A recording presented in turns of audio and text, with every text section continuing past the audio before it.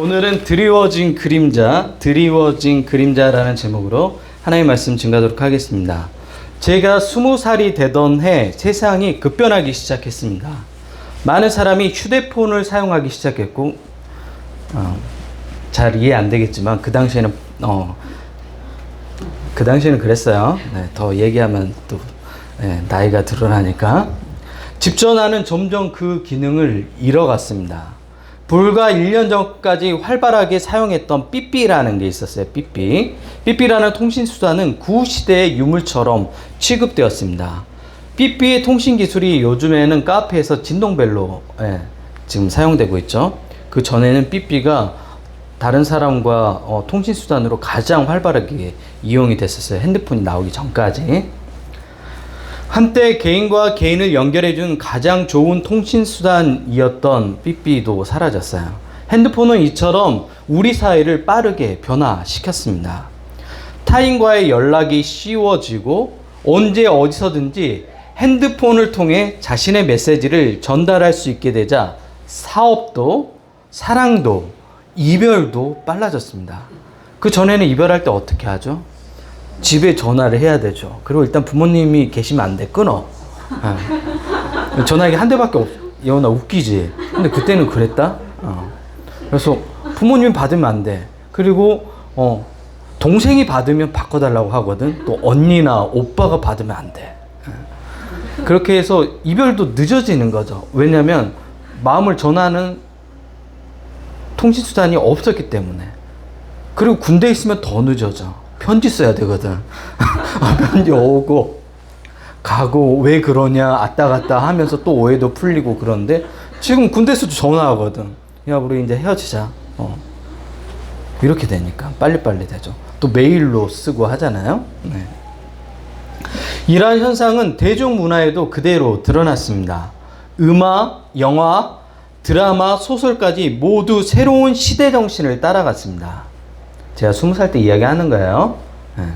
25년 전이에요. 그리고 이 시대 정신을 충실하게 따라간 세대가 바로 X세대였습니다. X세대는 1965년생부터 1980년생까지를 말합니다.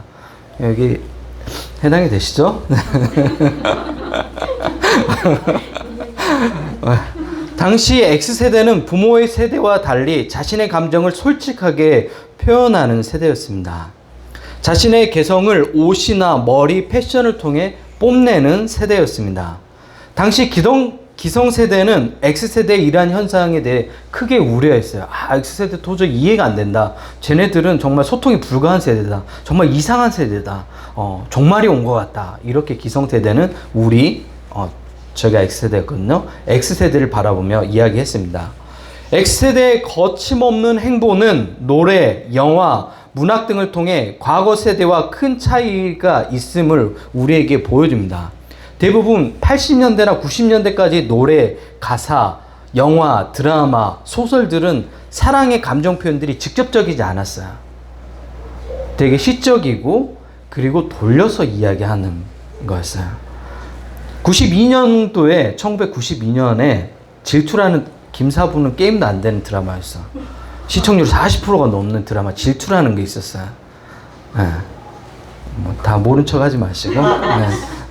최수종 씨와 고 최진실 씨가 주연이었죠. 40%면 엄청난 거야. 직장 끝나고 길거리 나가면 사람들이 없는 거야. 다 TV 보고 있다는 얘기예요.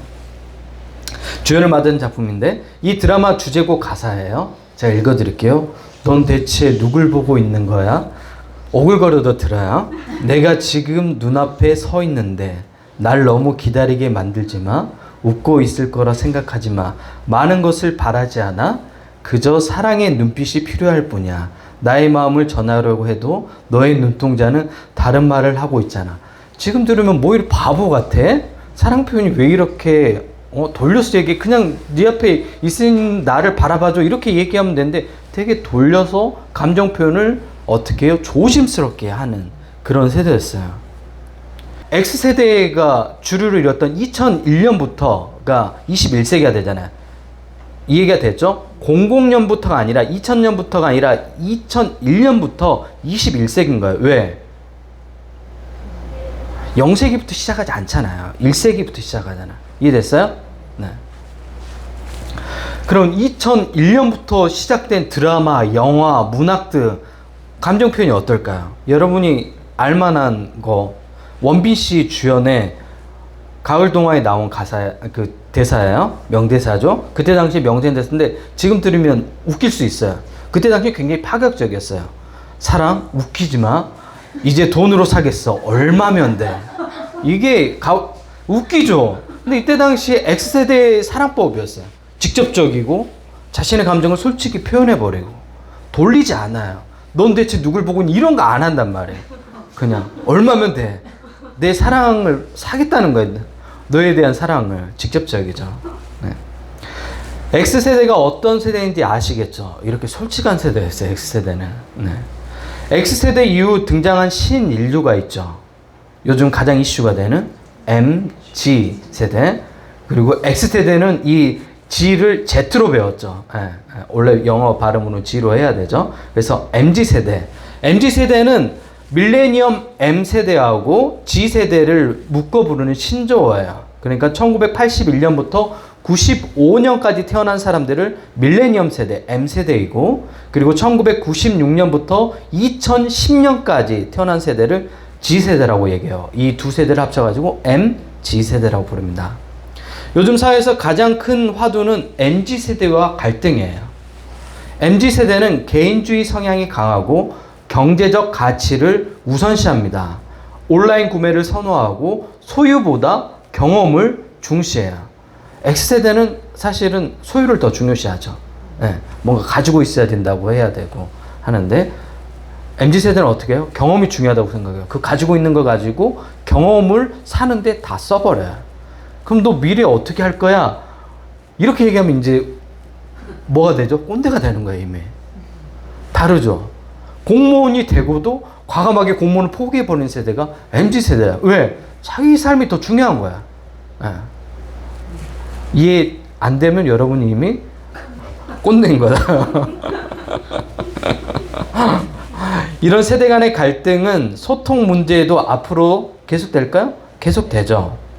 2010년부터 지금까지 이제 23년이니까 지금까지 출생한 세대를 무슨 세대라면 알파 세대라고 얘기하죠. 네. AI로 말을 배우고 디지털이 AI가 가족인 거야. 애완견은 가족이에요, 여러분. 이해 안 되시면 어쩔 수가 없어요. 네. 지금 시대적인 흐름이 그렇게 가는 거야.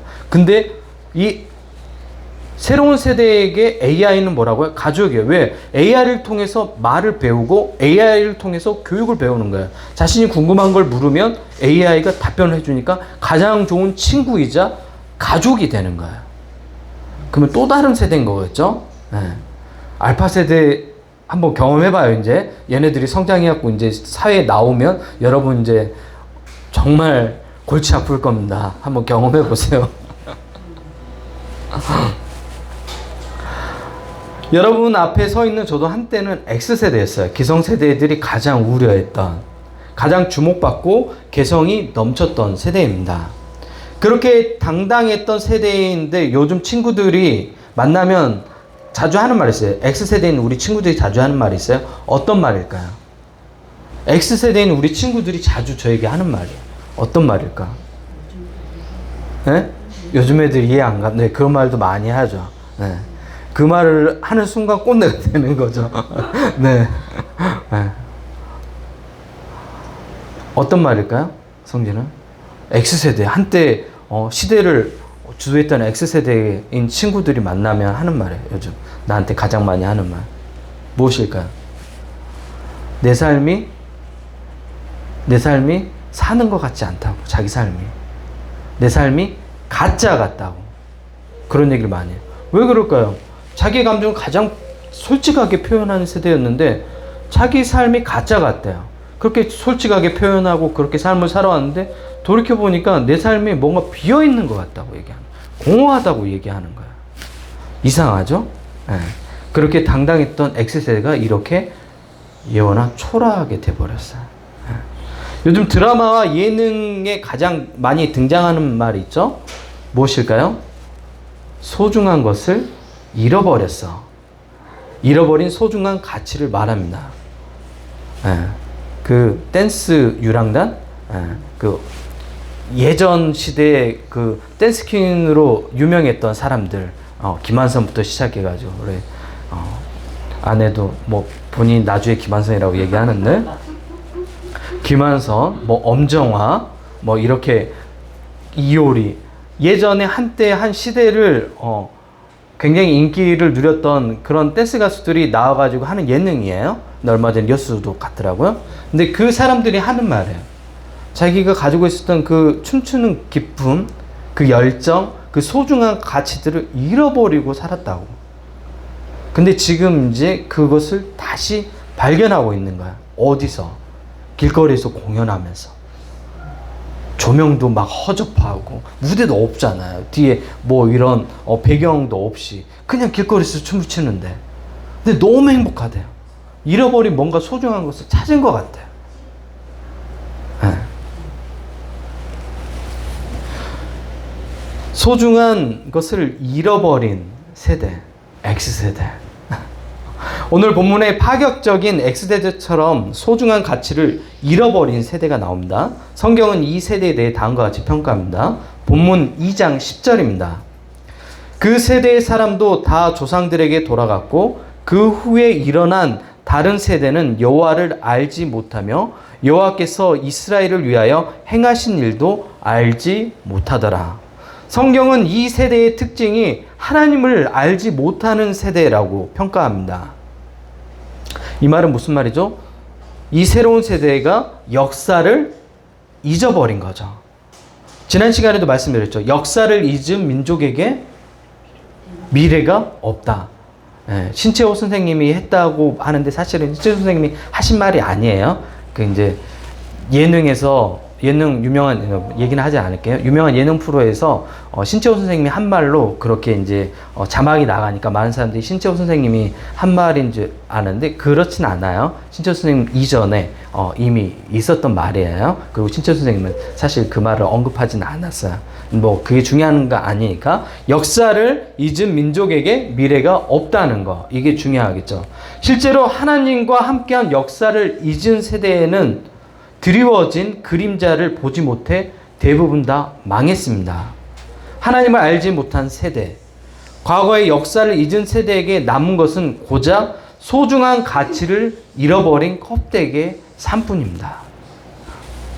소중한 가치를 잊고 이들이 한 행동이에요. 본문 11절입니다. 이스라엘 자손이 여호와의 목전에서 악을 행했대요. 그리고 바알을 섬겼대요. 13절입니다. 그들이 여호와를 버리고 바알과 아스타롯을 섬겼대요. 우리로 얘기하면, 요즘 얘기하면 미신을 믿는 거예요. 네. 여러분도 미신을 믿는 사람들이 많이 있죠. 네. 여러분 이제 결론이 어떻게 되었을까요? 사사기의 결론이 21장 25절에 나옵니다. 제가 봉독해 드릴게요. 그때 이스라엘에 왕이 없으므로 사람이 각기 자기의 소견에 옳은 대로 행하였더라. 이스라엘에게 왕은 누구예요? 하나님이에요. 왕이 없었던 게 아니에요. 하나님이 있었는데도 불구하고 하나님이 없는 것처럼 삶을 살아갔대요. 네. 우리의 삶의 주인이 누구예요? 하나님이시죠. 하나님 없는 것처럼 살았으니까 어떻게 했어요? 내 마음이 내키는 대로, 내 멋대로, 내 욕망대로 살면 행복할 것 같은데, 그렇게 자기 멋대로 삶을 살았던 X세대가 고백하는 게 뭐죠? 삶이 공허해지는 거예요. 소중한 가치를 잃어버리고 그 소중한 가치를 놓고 내 감정대로 솔직하게 감정이 이끄는 대로 삶을 살았더니 오히려 어떻게 됐어요? 삶이 공허해졌다고 얘기하는 거예요. 처음 말씀드린 X세대의 고백입니다. 부모 세대를 보며 한심하게 여겼어요. X세대는. 왜 저렇게 답답하게 살까? 우리 부모님은. 좀 표현하고 그렇게 살지. 왜 저렇게 살지? 왜 저렇게 교육을 하시지? 답답했어요. 나는 나중에 아이 키우면 절대로 저렇게 안 키울 거야. 제 고백이 아니라 여러분이 그런 고백 하셨잖아요. 솔직하게. 아니에요? 저만 그런 거예요? 네, 저만 그러는 걸로. 네. 그렇게 답답하게 여겼는데 그 삶의 가치를 부모님이 소중하게 여겼던 그 망설임의 가치를, 그 천천히 진행했던 가치를 이제 조금씩 배우죠. 그리고 어떻게 인정하게 돼요? 우리 부모님보다 더 잘 키울 거라고 생각했지만 현실은 어떻게 해요? 우리 부모님보다 훨씬 내가 아이들을 잘못 키우고 있다는 것을 느끼고 있잖아요. 네, 아닌가요? 사사기는 온통 잘못된 삶의 이야기가 21장까지 이어집니다. 왜요? 하나님이 사라진 삶을 계속해서 표현해요. 150년 동안 21장까지가 150년이라는 시간인데 미래가 있어요? 없다니까요. 하나님과 한 역사를 잃어버렸잖아요. 그러면 하나님과 함께하지 않는 민족의 역사를 기록하고 있는 거예요. 사사기 21장 동안. 그래서 여러분이 사사기 보면서 답답했죠. 아니 도대체 삶을 왜 이렇게 살지? 왜 이렇게 바보같이 살지? 왜 이렇게 이기적으로 살지? 왜 이렇게 어리석은 결정들을 계속해 나가는 거야? 21장까지 보면서 막 고구마 먹다가 얹힌 것처럼 답답하잖아요. 네. 그 삶이 바로 하나님 없이 삶을 살아간 민족의 역사를 우리에게 알려주고 있는 겁니다. 도대체 어디서부터 잘못됐을까요? 이 이스라엘 민족이 얼마나 멋진 민족이었어요. 모세와 함께 뭘 했어요? 출애굽 대탈출했잖아요. 홍해를 건너버렸잖아요. 아무도 홍해를 건넌 역사가 없었는데 그 홍해를 건넌 사건은 가나안 땅의 모든 사람들에게 퍼졌잖아요. 심지어 술집에서 일하는 기생 랍이라는 여자에게도 이 소문이 들어갔어요. 술집에서 일하다 보니까 하나님과 함께한 이스라엘 민족들이 홍해를 건넜대요. 하나님의 역사로. 그래서 기생 랍이 어떻게 했어요? 하나님을 믿게 됐어요. 술집에서. 그 소문을 듣고 상처나지 하나님. 하나님 멋진 하나님. 너무 위대한 하나님이라고. 그 여인이 술집에서 사람들이 하는 이야기를 듣고 직접적인 전도도 아니에요. 하나님 믿게 되잖아요. 그리고 나중에 살몬이라는 사람과 어떻게 해요? 살몬이 누구냐면 여호수아가 2명의 정탐꾼을 보내요. 그 중에 한 명이, 2명 중에 1명이 살몬이에요. 우리로 얘기하면 탐 크루즈 같은 거야. 미션 임파서블에 스파이로 와가지고 만나가지고 사랑에 빠진 거야. 탐 크루즈랑 기생 라합에. 여우나 농담하는 게 아니야. 성경에 있는 거야. 실제로. 그래서 실제로 어디 족보에 들어가요? 예수님 족보에 들어가요. 네. 그렇게 멋진 민족이었단 말이에요. 그리고 요단 동쪽에서 가나안 땅에 들어갈 때 또 무슨 강을 건넜어요? 요단 동쪽이니까 요단강을 건넜어요. 그리고 당시 가장 위대한 성, 큰 성이라고 얘기하는 여리고성을 무너뜨렸단 말이에요. 이랬던 멋있는 민족이었어요. 가나안 땅에 정착했어요. 모든 것들이 원하는 대로 삶을 이루었는데 왜 이들은 이렇게 변질된 것일까요? 도대체 무엇 때문에? 어디서부터 잘못된 것일까요? 그 힌트가 7절에서 찾을 수 있습니다. 제가 읽어드릴게요. 백성이 여호수아가 사는 날 동안 네, 잘 들어보세요. 여호수아 뒤에 생존한 장로들 곧 여호와께서 이스라엘을 위하여 행하신 모든 큰 일을 본 자들이 사는 날 동안 여호와를 섬겼더라. 여호수아와 믿음의 선배들이 하나님과 함께한 역사를 기억한 사람들이 사는 날 동안만 하나님을 섬겼대요. 그러면 그 세대가 죽고 난 이후에 그 다음 세대는 어떻게 했다는 거예요? 하나님을 섬기지 않았다는 거예요. 오늘 들려주는 이 말씀을 통해 우리가 확인할 수 있는 게 무엇이죠? 여호수아와 함께했던 믿음의 선배들이 죽자 이 모든 비극이 시작되었다. 드리워진 그림자가 시작된 것은 결국 여호수아가 다른 새로운 세대에게 소중한 가치를 바톤을 넘겨준 거예요? 못 넘겨준 거예요. 이 바톤을 놓쳐버린 거예요. 소중한 가치를 제대로 교육하지 못한 비극이 바로 여기에 있었습니다. 신앙의 바톤이 제대로 전달되지 못한 것이죠. 자, 이제 성경을 충분히 봤으니까 이제 우리 현실을 볼까요? 여러분의 현실은 어떻습니까? 우리 공동체의 현실은 어떻습니까? 여러분의 가정은 어떻습니까? 소중한 가치, 신앙을 우리는 제대로 바톤을 넘기고 있나요? 네가 알아서 해. 이러고 있진 않나요? 우리 모두 이 질문에 대해 쉽게 대답하기 어렵죠. 우리 가정도 마찬가지예요. 저희 가정도. 아니에요? 맞죠? 우리도 기도 많이 해요. 하나님 왜 이렇게 잘 안 되죠? 하나님 안에서 자랐으면 좋겠는데, 하나님을 위한 선택을 했으면 좋겠는데 잘 안 됩니다. 저희도 기도 많이 하죠. 90년대 후반부터 교회가 무너지기 시작했습니다. 교회 학교가 걷잡을 수 없이 빠른 속도로 교회 학교의 수가 줄어들기 시작했어요. 교회는 이 대처 방법으로 다양한 컨텐츠로 줄어드는 교회 학교를 막으려고 했어요. 눈높이에 맞는 교육을 하면 아이들이 떠나지 않고 교회에 정착할 거라고 예상을 했어요. 다양한 콘텐츠가 그때 들어왔어요. 그래서 여러분이 아는 것처럼 그때 굉장히 많은 시도들이 있었어요. 결과는 어땠을까요? 놀라운 결과가 일어났어요. 이 줄어드는 속도를 전혀 막지 못했어요. 왜 그랬을까요? 눈높이를 맞추고 다양한 콘텐츠, 재밌는 콘텐츠 하면 우리 유튜브 볼 때도 그러잖아요. 재밌고 다양한 콘텐츠를 보면 계속 빠지잖아요. 근데 왜 아이들의 마음을 사로잡지 못했을까요? 교회가 세상과 똑같은 내용과 방법을 가르쳤기 때문에 그래요. 교회가 교회다운 매력을 가지려면 교회가 무엇을 가르쳐야 되죠? 세상과 다른 가치를 가르쳐야 되는 거예요. 근데 우리 착각하는 거예요. 세상과 똑같은 가치를 가르치면 아이들이 교회에 더 남아있을 거라고 생각한 거예요. 이상하죠? 사람들은 교회가 세상과 똑같으면 오히려 욕을 해요.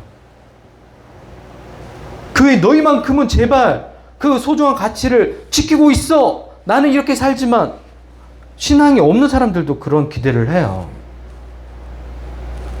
이상하죠? 교회가 그 가치를 잃어버리니까 오히려 사람들이 더 떠나가는 거예요.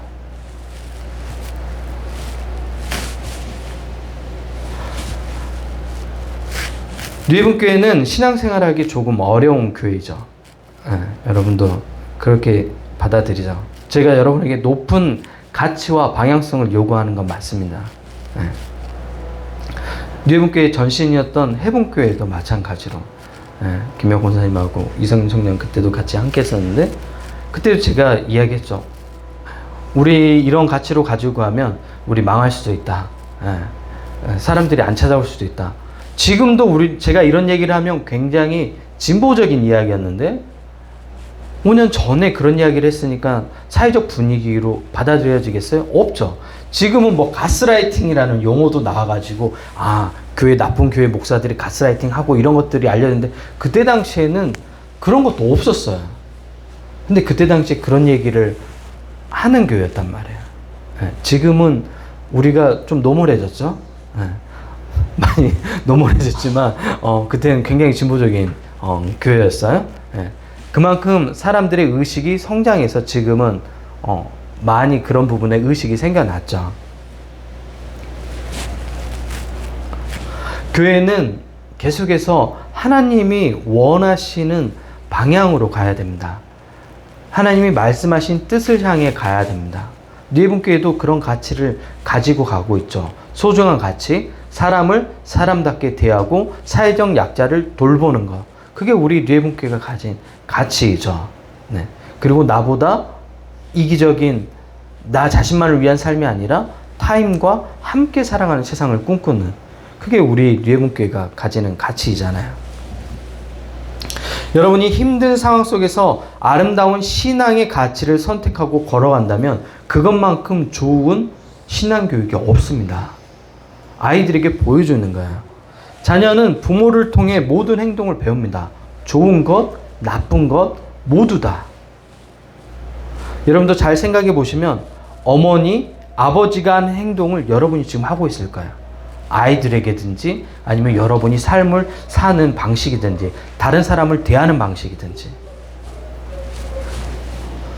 자녀는 어느새 나의 뒷모습을 보고 자라요. 그리고 나를 닮아가요. 그러면 힘들 때 기도하고 하나님의 뜻을 구하는 어머니, 아버지의 모습, 여러분들이 본 적이 있으면 여러분도 똑같이 합니다. 저는 제가 목회하는 대부분의 내용들은 어떤 모습을 보고 한 것일까요? 제가 존경하는 목사님들의 모습인 거예요. 닮아 있는 거예요. 제가 여러분하고 똑같이 교회 안에서 목사라고 어떤 특권을 내세우지 않잖아요. 그건 제 시골교회 목사님 했던 모습이에요. 성도들이 쭉 줄 서가지고 있으면 그 뒤에 가서 줄 서가지고 쟁반 들고 밥 타시던 분이에요. 아무리 권사님들이 목사님이 줄 서갖고 있냐고 앞에 가서 드시라고. 목사님들은 대부분 딱 차려놓으면 가서 앉아서 먹잖아요. 근데 우리 시골교회 목사님 딱 줄 서가지고 드셨어요. 그렇게 하면 안 된다고. 목사가 성도들을 섬겨야 된다고. 근데 저는 그렇게 하고 있는 것 같아요. 그러면 제가 잘 살고 있는 거예요. 자녀들도 마찬가지예요. 힘들 때 여러분이 하나님께 기도하고 나아가는 모습을 보여주잖아요. 지금 자녀가 여러분이 신앙생활이 어떤지 상관없이 나중에 기억할 거야. 여러분이 사라지고 난 다음에 기억할 거야. 우리 엄마는 이렇게 힘들 때 기도하고 이런 순간들을 이겨냈지. 그럼 나도 그 길을 따라가는 거야. 가장 좋은 교육은 삶으로 보여주는 거예요. 우리 공동체도 마찬가지예요. 힘들지만 제가 계속해서 어떤 결정들을 하거나 할 때도 여러분의 모든 의견이 반영되도록 묻고 함께 결정하고 해나가잖아요. 더디잖아요. 하지만 그렇게 해나가는 이유는 무엇이죠? 다음 세대에게 그걸 알려주는 거예요. 우리 공동체 다음 세대에게, 청년들에게 알려주는 거예요. 그 공동체가 어떤 특정인들, 힘 있는 사람들, 지식을 가진 사람들이 그 모든 것들을 결정하는 공동체가 아니라 다 함께 의견을 모아서 하나님이 원하시는 뜻을 찾아가는 공동체라는 것을 가르쳐 주는 거예요. 이것도 신학 교육이고 바톤을 넘기고 있는 거예요. 엄청난 작업을 하고 있는 거예요. 힘들지만 우리가 하나님이 원하시는 그의 모습으로 계속해서 가려고 하잖아요. 이것도 다음 세대에게 뭘 보여주는 거예요? 교육을 하고 있는 거예요. 뭘로? 삶으로 교육하고 있는 거예요. 우리 공동체가 치열하게 싸워 나가면 우리의 다음 세대도 어떻게 싸워 나갈까요? 치열하게 싸워 나가요. 우리가 비겁하게 도망치면 어떨까요? 그냥 좀 타협하지. 너무 힘들어. 그렇게 어떻게 살아? 제 마음을 들켜버렸나요? 아니, 그렇게 어떻게 살아? 바보야? 다른 교회도 다 그렇게 하는데, 그렇게 어떻게 살아? 그냥 내려놔 버리고. 그리고 우리 교회 다음 주에 또 1박 2일로 MT 가잖아요? 회비 10,000원이라는 게 너무 부담스러워하는 사람들이 많아요. 10,000원이라는 게 액수가 커서 그런 게 아니라 작아서. 제가 가진 가치예요. 그냥 그 10,000원을 내므로써 가는 사람도 마음의 부담감 없이 참여할 수 있게 하고, 그 10,000원이라는 돈이 작은 돈일 수도 있지만 큰 돈일 수도 있어요. 누군가에게는. 그래서 그 마음의 부담감을 덜어주려고 10,000원만 받는 거예요. 근데 막 50,000원, 100,000원 이렇게 안 하잖아요.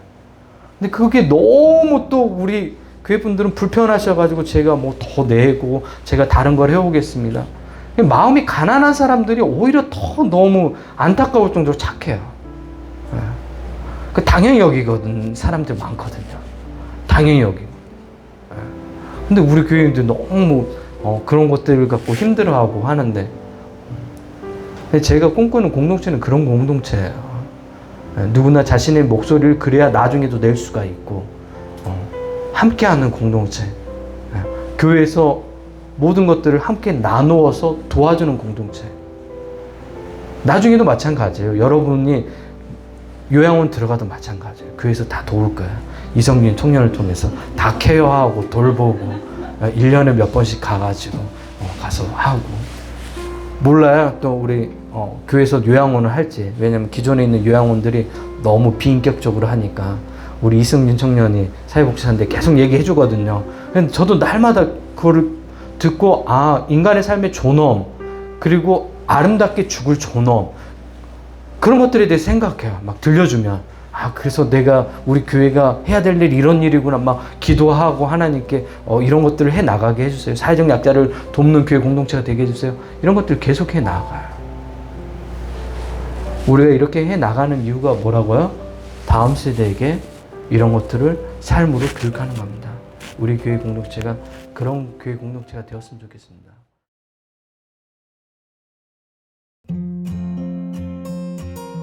유해분 교회 성도 여러분, 한 주간 잘 지내셨나요? 6월 18일 오순절 후 세 번째 주일 교회 소식입니다. 첫 번째 소식입니다. 새로운 예배 처소가 마련되었습니다. 의정부 발고역 앞 발곡프라자 1층입니다. 주소는 의정부시 장암동 20-14입니다. 그동안 예배 처소를 위해 함께 기도해 주신 모든 분께 감사를 드립니다. 두 번째 소식입니다. 오늘 예배 후 12시부터 1시까지 심폐소생술 응급처치 교육이 있습니다. 많은 참여 바랍니다. 세 번째 소식입니다. 6월 24일부터 25일까지 1박 2일 동안 유해분 교회 여름 MT를 진행합니다. 장소는 강원도 주문진입니다. 여름 MT를 통해 성도의 교제와 하나님이 주신 자연을 통해 쉼을 얻는 시간을 가져보세요. 온라인 헌금은 아래의 카카오뱅크 계좌로 헌금해주세요. 너희는 여호와를 만날 만한 때에 찾으라. 가까이 계실 때에 그를 부르라. 악인은 그의 길을, 불의한 자는 그의 생각을 버리고 여호와께 돌아오라. 그리하면 그가 긍휼히 여기시리라. 한 주도 하나님께 다시 돌아가는 여러분 모두가 되시길 바랍니다.